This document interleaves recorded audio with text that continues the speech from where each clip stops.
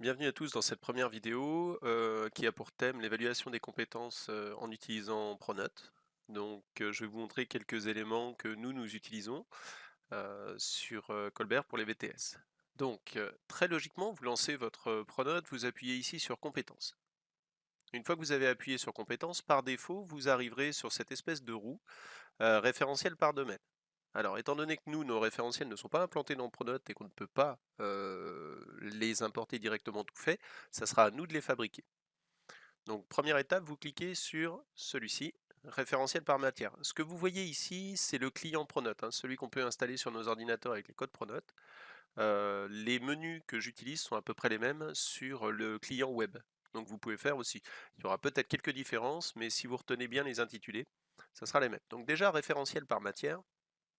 Vous voyez ici les référentiels que notre équipe pédagogique a déjà saisis, avec des compétences, donc 5 blocs de compétences, et ici 17 sous-compétences. Donc pour ajouter manuellement, rien de plus simple, vous cliquez sur ajouter un référentiel, et vous choisissez l'intitulé. Vous l'aurez forcément, c'est les intitulés qui sont pris des emplois du temps. Donc par exemple, je prends négociation-vente, de nos collègues de NDRC. Vous voyez qu'ici, pour l'instant, il n'y a aucun bloc de compétences et aucune sous-compétence. Donc je clique dessus. Je vais rajouter un premier bloc de compétences, donc je ne sais pas, on va l'appeler la prospection, hein, j'invente complètement. Là, ça nous fait un premier bloc de compétences. Si je veux rajouter une sous-compétence, je clique ici sur le plus, et je mets par exemple préparer son planning. Je peux faire une autre sous-compétence, préparer son argumentaire. Voilà.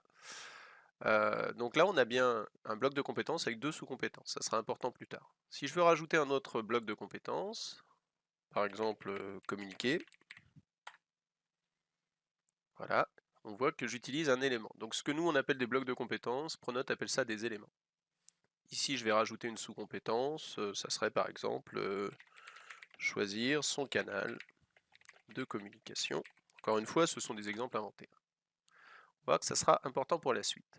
Voilà, là vous avez créé votre référentiel, vous n'avez à le faire qu'une seule fois. Après, il sera reconduit d'une année à l'autre et vos collègues également peuvent l'utiliser. À Colbert, c'est les enseignants, mais aussi notre DDFPT qui s'en sont occupés. Vous comptez une petite demi-heure de copier-coller pour récupérer le référentiel du référentiel officiel que vous obtenez facilement sur Internet. Voilà, je vous invite à passer aux autres vidéos qui sont notamment sur la création d'évaluation et le suivi.